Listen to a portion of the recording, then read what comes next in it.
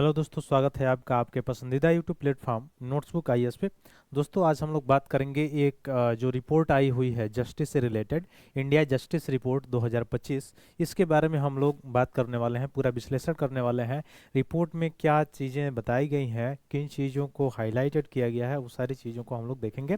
तो जल्द से जल्द अपने ग्रुप में शेयर कीजिए और अपने अपने ग्रुप में शेयर करने के बाद जुड़ जाइए ताकि हम लोग इसको देखें। अब यहाँ से आप जैसे जीएस पेपर 2, इवन जो है सॉल्यूशन ग्रुप में जीएस पेपर 1 में भी आप इसको कोड कर सकते हैं। और जीएस पेपर 2 में तो आप न्यायपालिका वाला जो टॉपिक है वहाँ पे बिल्कुल आप ऐड ऑन कर सकते हैं। और न्यायपालिका इस वर्ष का गर्म मुद्दा रहा है। गर्म मुद्दा रहा है का मतलब अभी आपने सुना भी होगा कि हाल ही में, यानी कल के डेट में, जैसे वक्फ बोर्ड पे जो न्यायपालिका ने जो डिसीजन दिया था उस पे उपराष्ट्रपति जो है जगदीप धनखड़ जी जो है, उन्होंने बोला है कि जो न्यायपालिका है वह राष्ट्रपति को आदेश नहीं दे सकती। और रियल बात भी है, कॉन्स्टिट्यूशन में ऐसा है। तो यहाँ से टसल शुरू होता है। जो आर्टिकल 50 में कार्यपालिका को न्यायपालिका से अलग किया गया है, तो दोनों का कार्यक्षेत्र जो अलग किया गया है, ये टसल से संबंधित प्रश्न आते रहे हैं। और चूंकि इस वर्ष तो पूरा का पूरा ये टसल रहा है तो बिल्कुल आएंगे। उसमें जुडिशरी का जो आपने देखा, जैसे क्राइम वगैरह सारी चीज़ें, भ्रष्टाचार वगैरह, तो इससे रिलेटेड भी आएगा। तो न्यायपालिका वाला टॉपिक जो है एक गर्म मुद्दा है। यहाँ से प्रीलियम्स में भी। अब न्यायपालिका का मतलब मैं सभी मतलब पॉइंट को कह रहा हूँ, सुप्रीम कोर्ट, हाई कोर्ट या अधीनस्थ न्यायालय, ये सभी से मिलाकर कहीं ना कहीं से ये प्रश्न आएगा, ठीक है। क्योंकि पूरे वर्ष भर और अभी भी यह टॉपिक में है। और दूसरा चीज़ की जो सीजीआई है उनकी भी नियुक्ति इसी वर्ष हुई थी, जो अभी नया सीजीआई थे। और अगले सीजीआई उनकी भी नियुक्ति होने वाली है अभी, जो बहुत कम कार्यकाल उनका रहने वाला है, लगभग अक्टूबर नवंबर तक का रहने वाला है। फिर अगले सीजीआई उसके बाद से नियुक्त होंगे।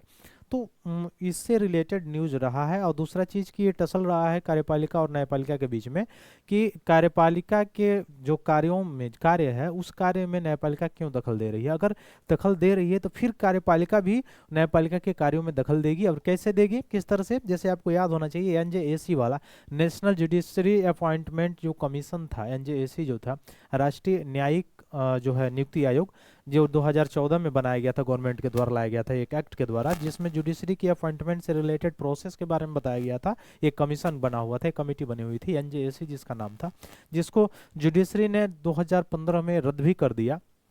तो वहां से भी टसल बनेगा, क्योंकि अब यहाँ पे कार्यपालिका जो है वो चाहेगी उसमें रिफॉर्म करने के लिए, उसमें हस्तक्षेप करेगी। क्योंकि आप जब कार्यपालिका पे कार्य के कार्यों में हस्तक्षेप करेंगे तो न्यायपालिका के कार्यों में भी कार्यपालिका हस्तक्षेप करने की कोशिश करेगी, ठीक है। तो ये रिलेटेड है। और यहाँ से जो है ये पॉइंट तो आप रिलेट कर ही लेंगे। साथ साथ प्रीलियम्स के पॉइंट ऑफ व्यू से अगर आप देखेंगे तो प्रीलियम्स के पॉइंट ऑफ व्यू से वही हो जाएगा, नियुक्ति से लेके सारी चीज़ें, ये सारी चीज़ें आप थोड़ा सा देख लेंगे। और मैंने पिछले वीडियो में बताया भी है हाई कोर्ट और सुप्रीम कोर्ट के बारे में, पूरा सारी चीज़ें डिटेल्स में, उसको जाके आप देख लेंगे। तो फर्स्ट जजेस केस से लेके फोर्थ जजेस केस तक क्या क्या मामला आया था वो सभी डिटेल से वहाँ पे एनालिसिस किया गया है, तो उसको जरूर देख लेंगे। अब ये मामला भी बहुत इंपॉर्टेंट हो जाता है, जो इंडिया जस्टिस रिपोर्ट 2025 आया है। इसमें बताया गया है कि 10 लाख की आबादी पर मात्र जजों की जो संख्या है वह 15 है। अब ये 15 जजों की संख्या का मतलब ये included of the supreme court, high court and lower court है, ठीक है। अभी आप देखिए पूरे भारत भर में आप देख सकते हैं मात्र 33+1 यानी 34 जजेस हैं। अब 34 जजेस में न्यायपालिका की जो संख्या है वह पूरे भारत को देख रही है। पूरे भारत का मतलब देखिए कितना बड़ी जनसंख्या है, पॉपुलेशन है, उस पूरी पॉपुलेशन को देख रही है मात्र 33+1, ठीक है। और इसका जो सुप्रीम कोर्ट का इवन खंडपीठ भी कहीं नहीं है। अब कोई व्यक्ति तमिलनाडु का हो, केरल का हो, और कोई मामला वहां पे हो, वह उसको आना है सुप्रीम कोर्ट में, दिल्ली में आना है, तो कितना बार पहले वो सोचेगा किराए के बारे में। अगर वह लोअर आर्थिक लेवल से आता है तो उसके लिए कितना मुश्किल हो जाएगा, ये भी कंसर्न है इसमें। तो ये सारी चीजें हैं। तो आइए देखते हैं हम लोग 10 लाख की आबादी पर मात्र कितने जजेस हैं। इस रिपोर्ट में बताया गया है 15 जजेस हैं। 5 करोड़ से ज्यादा केस तो अभी भी पेंडिंग में बचे हुए हैं, अभी पेंडिंग में है। अब पेंडिंग में है तो उससे क्या कंसर्न है, कंसर्न ये है, जैसे मान लीजिए कि आप ये पर्सन है और आपने आपके ऊपर, हाँ, आपके ऊपर कोई व्यक्ति जो है मुकदमा कर दिया, और मुकदमा चूंकि कर दिया, अभी आप जो है सिद्ध नहीं हुए हैं कि आप क्या है, मतलब दोषी हैं कि नहीं है। आप दोषी हैं कि नहीं ये सिद्ध नहीं हुआ है, लेकिन आपका जो फाइल है वो चला गया कहाँ पे, न्यायपालिका के पास। अब न्यायपालिका के पास पहले से ही ऑलरेडी केसेस हैं, क्यों? क्योंकि संख्या न्यायाधीशों की संख्या मात्र 33+1 ही है, और पूरी जनसंख्या पॉपुलेशन आप देख रहे हैं कितना है। अब इस सुप्रीम कोर्ट के पास गया तो आपकी जस्टिस की जो सुनवाई हुई वो हुई टोटल 10 ईयर्स बाद, और 10 ईयर्स बाद पता चलता है कि आप जो है ये जो अपराध हुआ था वह अपराध आपसे हुआ ही नहीं है, आप अपराधी है ही नहीं, और आपको जेल में रख दिया गया था कितने वर्ष? 10 वर्ष। तो आपने तो 10 वर्ष की सजा तो काट ली, 10 वर्ष की सजा तो आपने काट ली। क्या अब उस सजा के बदले आपके क्या जो जीवन जीने का जो अधिकार है उसका हनन हुआ कि नहीं हुआ? ठीक है, life to right to privacy का हनन हुआ कि नहीं हुआ? राइट टू लाइफ का हनन हुआ कि नहीं हुआ? आर्टिकल 21 का हनन हुआ कि नहीं हुआ? ठीक है, अब ये 10 वर्ष जो ये व्यक्ति ने बिताए हैं इस जेल में बिना किसी अपराध के, उसको क्या अब मिलेगा? क्या किया जा सकता है? दूसरा पॉइंट, पहला पॉइंट तो ये हो गया। दूसरा पॉइंट ये हो गया कि कोई महिला है, मान लीजिए कोई वुमेन है, और उसके साथ कोई दुष्कर्म कर दिया, कोई व्यक्ति दुष्कर्म किया है, ठीक है। अब दुष्कर्म करने के बाद इस मुकदमा जाहिर होता है इसमें। अब ये मुकदमा की सुनवाई होती है 20 वर्ष बाद, और 20 वर्ष बाद पता चलता है कि जिस व्यक्ति ने यह दुष्कर्म किया था, मान लीजिए कोई बी व्यक्ति है, वह दुष्कर्म किया था महिला के साथ, और 20 वर्ष बाद पता चलता है कि इसने किया था, तब इसको सजा होती है। अब इस सजा का क्या फायदा कि महिला उस समय ना रहे, 20 साल तक समाज में क्या उसकी कंट्रीब्यूशन रहेगी, इसका क्या फायदा? इसीलिए कहा जाता है कि जस्टिस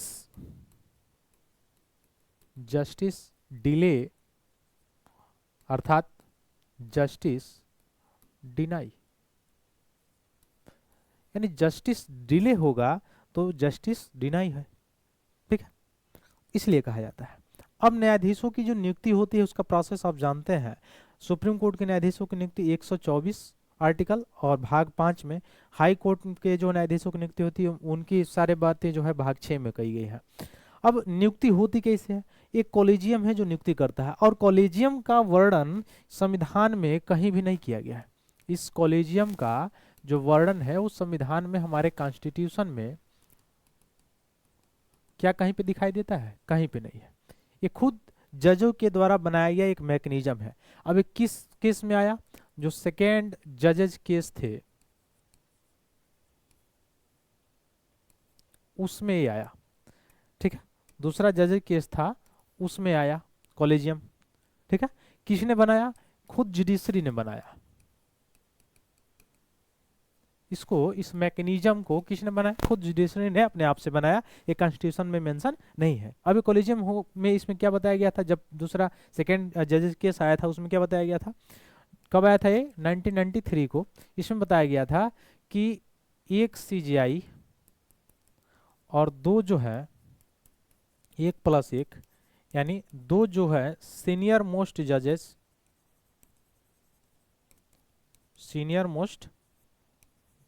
जजेस ये मिलके क्या करेंगे? किसी एक व्यक्ति का नाम क्या करेंगे? रिकमेंड करेंगे। किसी एक व्यक्ति का नाम रिकमेंड करेंगे, और यह व्यक्ति का जो नाम रिकमेंड करेंगे वो किसके पास जाएगा? कार्यपालिका के पास। अच्छा, इसके संदर्भ में कार्यपालिका भी कम नहीं है। अब इस नाम को कार्यपालिका को पसंद है कि नहीं है, यह टेबल पे रख देता है, छोड़ देता है, इस पे कोई एक्शन ही नहीं लेता है, जिसके कारण कई कई महीने कई कई साल गुजर जाते हैं और जजों की नियुक्ति नहीं हो पाती है। जजों की नियुक्ति जो है नहीं हो पाती है। क्यों? क्योंकि जिस नाम को रिकमेंड करेंगे कार्यपालिका किसको बढ़ाएगी? किसको पढ़ाएगी? काउंसिल ऑफ मिनिस्टर किसको बढ़ाएंगे? प्रेसिडेंट को। और प्रेसिडेंट उस पर सिग्नेचर करते हैं तो उस व्यक्ति को जज नियुक्त कर लिया जाता है, न्यायाधीश नियुक्त कर लिया जाता है, ठीक है। तो पहले तो ये था। अब थर्ड जजेस केस आता है।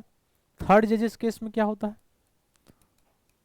थर्ड जजेस केस में जो कॉलेजियम है उस कॉलेजियम को कॉलेजियम ही रहने दिया गया, और इस कॉलेजियम में एक सीजीआई और प्लस 4 सीनियर मोस्ट जजेस ये मिलकर क्या करेंगे? किसी एक व्यक्ति का नाम जो है रिकमेंड करेंगे, ठीक है। अब यह नाम किसके पास जाएगा? कार्यपालिका के पास, काउंसिल ऑफ मिनिस्टर के पास, ठीक है। अब यह इस पे अगर एक्शन तुरंत ले लेते तो तुरंत ही ये चला जाता किसके पास, प्रेसिडेंट के पास, और प्रेसिडेंट क्या करते, इस व्यक्ति के नाम को क्या कर देते, जज, इस नाम के व्यक्ति को जज नियुक्त कर देते, अपॉइंट कर देते। लेकिन इसके एक्शन जल्द से न लेने के कारण जज की नियुक्ति रुक गई। अब बात यहाँ पे आती है, जो ये कॉलेजियम है, यह जो नाम रिकमेंड करता है, क्या उसको बाध्यता है राष्ट्रपति को सिग्नेचर करना? तो पहली मर्द में तो है क्या, इसको वापस से जो है लौटा सकते हैं, लेकिन अगर सेम नाम अगर रिकमेंड कर दे दोबारा तो यहाँ पे बाध्यता हो जाती है, उस व्यक्ति को क्या करना पड़ता है, नियुक्त करना पड़ता है। तो यही इस पे कॉलेजियम पे आरोप लगता है कि इसमें वंशवाद चलता है, नेपोटिज्म चलता है। अच्छा, ये कितनी सोचने वाली बात है कि इतने वर्ष आज़ादी के हो गए, उसके बावजूद भी अभी भी भारत के सुप्रीम कोर्ट में, सर्वोच्च न्यायालय में, माननीय सर्वोच्च न्यायालय में महिला जज एक भी सीजेआई नहीं बनी है। कितनी बड़ी बात है, बिल्कुल ही नहीं बनी है। समझ लीजिए कितना मतलब कंसर्न है ये। तो कहीं ना कहीं इस पे आरोप लगता है, ठीक है। तो एक प्रकार का जजों के द्वारा लाया गया एक मैकेनिज्म है, ठीक है। तो कॉलेजियम का कहीं वर्णन है नहीं। अपॉइंटमेंट कैसे होता है तो वो तो अलग बात है कि आर्टिकल 124 के तहत कौन करते हैं, प्रेसिडेंट करते हैं, वो तो ठीक है। लेकिन प्रेसिडेंट क्या किसी को उठा के किसी भी व्यक्ति को अपॉइंट कर देंगे, ऐसा नहीं है। कॉलेजियम जिस व्यक्ति का जिस नाम को रिकमेंड करेगा उसी नाम के व्यक्ति को जज नियुक्त करेंगे। तो यहाँ पे भी फॉल्ट है, यानी कार्यपालिका में भी कुछ गलतियां हैं जिसके कारण जजों की नियुक्ति नहीं हो पाती है। अभी इस रिपोर्ट में जो रिपोर्ट आया है, इसमें अभी आप लोग देखेंगे बहुत सारे जो पुलिस की वैकेंसीज है वो पड़ी हुई है, बहुत सारे जजों की नियुक्ति जो है वैसे खाली पड़ी हुई है, बहुत सारे आप देखेंगे कि जो इवन जो जेलर हैं उनकी जो भर्ती है वैसे पड़ी हुई है, खाली खाली सीटें हैं। लेकिन वही होता है, एक सामान्य सा छोटा सा एग्जाम करवाया जाता है, उसमें पेपर लीक हो जाता है, और पेपर लीक हो जाता है फिर 2 साल 4 साल वो कोर्ट का चक्कर कटता है, फिर ऑटोमेटिक सॉल्यूशन होता है, काम खत्म हो जाता है। तब तक कैंडिडेट का जो है क्या बोला जाता है, एज खत्म हो जाता है। तो इस सारी कंसर्न है, ठीक है। तो यहाँ से कंसर्न है, तो आप समझ रहे होंगे कि कॉलेजियम ही केवल अगर ठहराया जाए दोषी तो केवल कॉलेजियम ही दोषी नहीं है, कार्यपालिका का भी उतना ही दोष है जितना कॉलेजियम का है, ठीक है। तो अगर अपॉइंटमेंट होता जजों की संख्या, अच्छा ये लाजमी सी बात है, या तो जजों की संख्या आप बढ़ाइए, नहीं अगर अच्छा जजों की संख्या सुप्रीम कोर्ट में अगर बात की जाए तो सुप्रीम कोर्ट में जजों की संख्या को बढ़ाने का काम किसका है, पार्लियामेंट का है। सुप्रीम कोर्ट में कितने जज होंगे, 30 होंगे, 32 होंगे, 33 होंगे, यह किसका काम है, पार्लियामेंट का काम है। लेकिन हाई कोर्ट में जो जजों की संख्या बढ़ती है वह प्रेसिडेंट के कहने पर बढ़ती है, राष्ट्रपति का काम होता है, ठीक है। तो वहां पे बढ़ाया जा सकता है। दूसरा चीज जैसे हाई कोर्ट में आपने देखा होगा, इलाहाबाद हाई कोर्ट का जो खंडपीठ है लखनऊ है, अब लखनऊ खंडपीठ है, इसका मतलब क्या हुआ कि यह जो इधर का जो क्षेत्र होगा, लखनऊ से रिलेटेड जो क्षेत्र होगा, इस क्षेत्र के लोगों को अब वहां से इलाहाबाद जाने की जरूरत नहीं पड़ती होगी, वहां पर उनकी आराम से काम हो जाती होगी, मतलब अच्छा से जल्द से उनको न्याय मिल जाता होगा। क्योंकि न्याय जस्टिस जितना जल्द मिलेगा उतना ही ज्यादा क्या होगा उसको, उतना ही ज्यादा, क्योंकि कहा जाता है, मैंने पहले बताया कि जस्टिस डिले होगा तो जस्टिस डिनाई, इसका मतलब जस्टिस मिल ही नहीं रहा है उस व्यक्ति को। वैसे ही सुप्रीम कोर्ट के भी खंडपीठ की बात की जा सकती है कि इसके भी 2-4 छोटे छोटे खंडपीठ हों। जैसे दिल्ली में इसका मुख्य है, तो उत्तर में उत्तर तो ही हो गया, पूर्व और पश्चिम और दक्षिण में भी हो। अब समझिए जो अंडमान निकोबार से बैठा व्यक्ति है, या साउथ में आपका तमिलनाडु या केरला में जो बैठा हुआ व्यक्ति है, अगर वह उसका आर्थिक लेवल बिल्कुल कम है तो कैसे वहां से और दिल्ली आके और फिर से जाके आपको सर्वोच्च न्यायालय में वो याचिका दायर करेगा, सोचने वाली बात है। तो उसको न्याय नहीं मिल पाएगा। तो यहाँ पे तो मेंस में आप लिख सकते हैं। आइए हम लोग अब डेटा देखते हैं, ये डेटा में क्या क्या बताया गया है, ठीक है। तो चौथी स्तंभ माना गया है, ये सारी चीजें तो होती रहेगी, लेकिन इंडिया जस्टिस रिपोर्ट याद रखिएगा 2025 में क्या कहता है। देखिए पुलिस के संदर्भ में अगर देखें तो देश भर में पुलिस बल में 23%, फोरेंसिक स्टाफ में 50% अधिक पद रिक्त हैं। अब यहाँ देखिए कितना बड़ा कंसर्न है, पुलिस फोर्स में 23% और फॉरेंसिक स्टाफ में 50% अभी पद वैसे रिक्त के रिक्त चल रहे हैं। महिलाओं का अपर्याप्त प्रतिनिधित्व, मैंने पहले बताया, अभी तक सीजीआई कोई महिला नियुक्त नहीं हुई है, कितना बड़ा कंसर्न है। तो ये सारी चीजें हैं। फिर राष्ट्रीय बेंचमार्क 33% है, जैसा कि 2009 में केंद्र सरकार द्वारा सुझाया गया था, ठीक। न्याय तंत्र के बारे में अगर देखा जाए तो प्रति 10 लाख, अभी मैंने बताया कि 10 लाख जनसंख्या पर मात्र 15 न्यायाधीश है, 15 जजेज हैं, जबकि 50 न्यायाधीश प्रति 10 लाख जनसंख्या पर है अगर वांछित रूप से देखा जाए तो। ये सारी चीज़ है। फिर डाइवर्सिटी का अभाव है इसमें। महिलाओं का अगर देखा जाए तो निचली न्यायपालिका में न्यायाधीशों की संख्या 38% है, जबकि हाई कोर्ट में संख्या मात्र 14% है। तो सीजीआई तो अलग बात है, उसमें कंट्रीब्यूशन भी आप देख रहे हैं तो जेंडर बेस्ड जो है कंट्रीब्यूशन नहीं है, यहाँ भी गैपिंग दिखाई दे रही है। और जैसे कहते हैं इसमें कहा जाता है कि अभी तक कोई महिला ऐसा हो ही नहीं कि वह उसको बनाया जाए ऐसे, ठीक है, बैकग्राउंड। तो ये सारी चीज़ें हैं। कमजोर वर्ग भी देखिए, कर्नाटक की न्यायपालिका में एससी एसटी और ओबीसी कोटा पूरा करता है, बाकी देश के किसी भी न्यायपालिका में ऐसे सारी चीज़ें नहीं है, यहाँ पे कमी है। जेलों में अगर आप देखेंगे तो राष्ट्रीय स्तर पर जेल कर्मचारियों के 30% जो पद हैं वो रिक्त थे। फिर जेल में कैदियों की संख्या 131% बढ़ गई है और कर्मचारियों की संख्या 30% है मात्र, और मतलब कर्मचारी जो है उनके पद 30% रिक्त है। तो कहाँ से कंट्रीब्यूशन होगा इसमें, ठीक है। वह भी विचाराधीन जो मामले हैं वह कैदियों के 76% है। अब बताइए 100% में 76% जो मामले हैं विचाराधीन है कैदियों के। आगे कानूनी सहायता में अगर देखेंगे तो समसामयिक भागीदारी में भी गिरावट देखने को आपको मिल रहा होगा। तो ये सारी चीज़ें इसमें कंसर्न है जो रिपोर्ट आया है।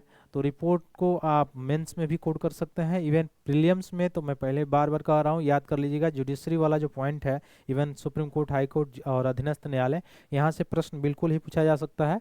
ऐसा इसलिए कि पूरे वर्ष भर ये टॉपिक न्यूज में रहा है और अभी हाल ही में आपने देखा भी वक्फ बोर्ड से रिलेटेड ये सारी चीज़ें तो ये बनी हुई है, टसल बना हुआ है, तो पूछा जा सकता है, ऐसा या नहीं कि नहीं पूछा सकता है।